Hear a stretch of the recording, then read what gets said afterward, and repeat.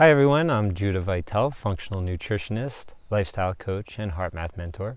And this is the third in a series that I'm doing on adrenal function. In the last video, what I talked about was the signs, symptoms, and types of cortisol dysregulations. And the video prior to that, I did basic adrenal physiology 101. And what I'd like to talk about in this video is the ABCs of adrenal imbalance. Now, the adrenals, as I've been saying, are responsible for our ability to respond to and adapt to stress and challenge and adversity. That's really their overarching theme. And I spent a good bit of time in the last video talking about cortisol and its importance for helping us handle long-term chronic stressors and what can happen when we experience long-term chronic stress but we don't do anything to change the stress or manage the stress. Now, the adrenals aren't just affected by stress, okay? So the adrenals can be impacted in a lot of ways. And that's what we're going to go through today. We're going to talk about the ABCs. So, A, adrenals can be affected by allergies, whether they be food allergies or environmental allergies. Okay, so an environmental toxin that comes into the system or a food allergy that causes inflammation, that's going to be a stress response in the physiology. And that stress response is going to be sent to the adrenals, and the adrenals are going to respond to that stress response by secreting cortisol. So the A in the ABCs of adrenal imbalance is allergies, whether it be food or environmental.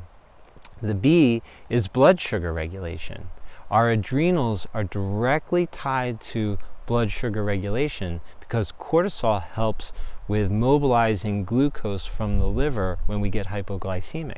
So if there's any kind of blood sugar regulation issues, say you wait too long to eat and you get hypoglycemic, if you're the person who food is kind of like an afterthought and you're really focused in a hyper-focused state, kind of stuck in your sympathetic nervous system, let's say, and you get hypoglycemic, you skip your meals, you skip lunch, maybe you don't eat breakfast, and your blood sugar gets low, that's a stress response.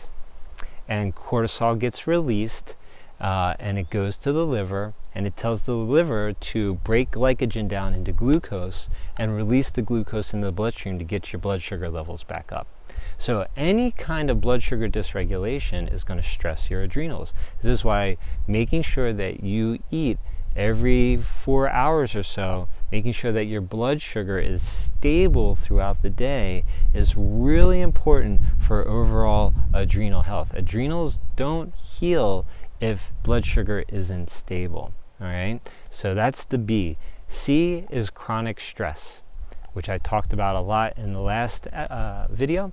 But just to recap, chronic stress, when you have day in and day out stress, such as a job that you don't feel fulfilled in, that you feel really stressed about, maybe you have a boss that is really difficult to work with, or you manage a lot of employees and it's just chronic stress every time you go to work.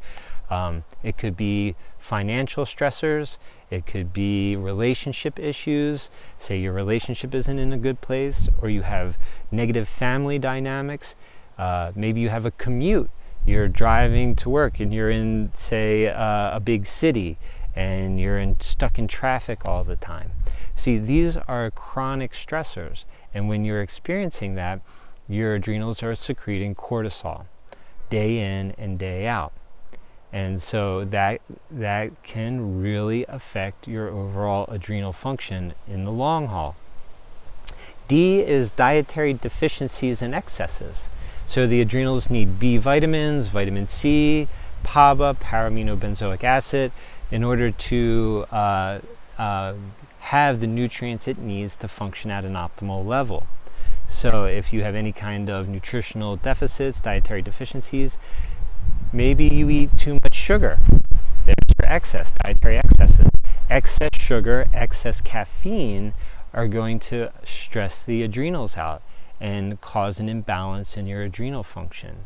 Deficiencies could be protein and fat, not getting enough protein and fat compared to carbohydrates in your diet. That can stress the adrenals out as well. So dietary deficiencies, dietary excesses. That's the D. The E is environmental toxins. Environmental toxins cause stress in the system. When you get exposed to different environmental toxins, what that's going to do is it's going to basically trigger a stress response in your physiology. Maybe it could just even be through the sense of smell. You smell something that's toxic, whether it be a perfume, laundry detergent, fumes, different petrochemical fumes. That goes in up through the olfactory epithelium, and it actually, one of the first things it will engage is your amygdala, and your amygdala is responsible for fear and stress response. So smells, environmental toxins that have smells can actually trigger a stress response in your physiology. And over time, that's going to impact your adrenal balance as well. F is fatty acids. Fatty acids are things like omega-3s, omega-6, omega-9. Those are essential fatty acids. We also have fatty acids like your saturated fats, your monounsaturated fats that you get from olive oil. So fatty acid balance is absolutely critical. When I work with people on fatty acid balance, I strive to get a balance of omega-3, 6, and 9. Because that's what the body needs. It needs a balance of those three. If a person is deficient in, say, omega-3s, which is an anti-inflammatory fat, what might happen is they may have high levels of omega-6, which is pro-inflammatory, and maybe they're producing a lot of what's called arachidonic acid and prostaglandins, prostaglandin E2, which is pro-inflammatory. So this kind of fatty acid balance, where you have too much pro-inflammatory fats and not enough anti-inflammatory fats, can actually cause a stress response in the form of inflammation in your body. Now, inflammation is one of the biggest issues that we have today as far as chronic illness is concerned. When I look at the various chronic illnesses that most people are suffering from today, inflammation is a key part of each and every one of those. So inflammation is really a critical thing to take a look at. Inflammation is always going to trigger stress response. So that's F, fatty acids. You want to make sure you're getting adequate fatty acids in the form of omega-3s, 6s, healthy 6s, a good balance of 3 to 6, and omega-9s, which you would get from olive oil. G would be genetic SNPs, single nucleotide polymorphisms. We could say genetic mutations, but genetics plays a role here. If you have, say, the most popular one that people are aware of today is MTHFR. If you have one of the genetic SNPs or variants for MTHFR, what that means is that you don't convert folic acid into the active form. And so in doing that, in not making that conversion, that's going to affect red blood cell production, it's going to affect detoxification capacity, it's going to affect neuronal health, mood, depression, type of disorders. So genetic SNPs or genetic variants can cause different inherent stresses in your physiology that your adrenals need to respond to. H would be hormonal imbalances. Hormonal imbalances, along with what I would say high intensity workouts, or we could say workouts that are excessive and extreme and cause inflammation in your physiology. So if you do any kind of extreme, excessive workout, high intensity workout, that's going to cause stress in your physiology. But hormonal imbalances are going to cause adrenal dysfunction. And what's really interesting is that long-term elevated cortisol can cause hormonal imbalances, and then once those hormones are out of balance, that's going to feed back up and trigger the release of more cortisol.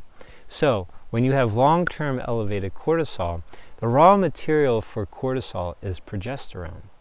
And if you are in chronic stress and you have long-term elevated cortisol, your progesterone is being shunted into producing cortisol.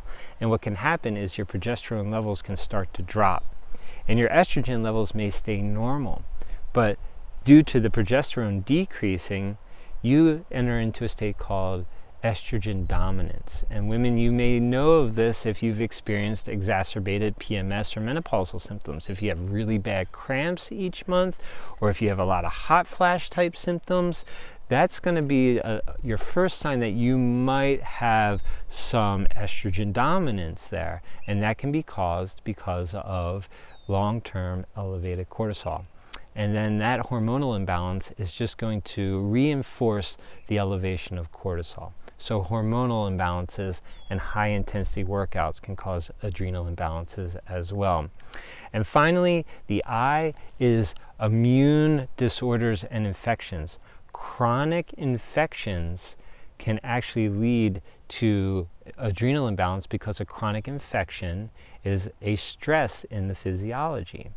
And when you're having that day in and day out, whether it be Epstein-Barr or cytomegalovirus, if it's just one of these underlying chronic infections that can actually go dormant but still cause problems, that is going to trigger stress in your physiology, and you'll end up with elevated long-term elevated cortisol. So immune issues and chronic infections are going to lead to adrenal imbalances. And that's the ABCs of adrenal imbalance. And so as you can see, it's wide and varied what can affect your adrenals. And as I've laid this out, you can see how much these teeny little adrenal glands are really handling in our overall physiology. They play a really big role in our overall state of well-being. So they need some help. They need some nourishment to get them through. In the next video, I'm going to be talking about all the well, I'm not going to probably discuss all of them because there are so many, but we're going to look at the signs and symptoms of long-term elevated cortisol. All the disruptions that can happen in your physiology, everything from insulin resistance, inability to lose weight, obesity, estrogen dominance, to immune suppression. We're going to look at all the different things that long-term elevated cortisol can cause in your physiology. So if you want to learn more about how to work with me and what I have to offer, go to judahveitel.com. Just go to the link below. You can see, just tap that link. It'll send you right over to my website at judahveitel.com. And I thank you for watching and have a nourishing day.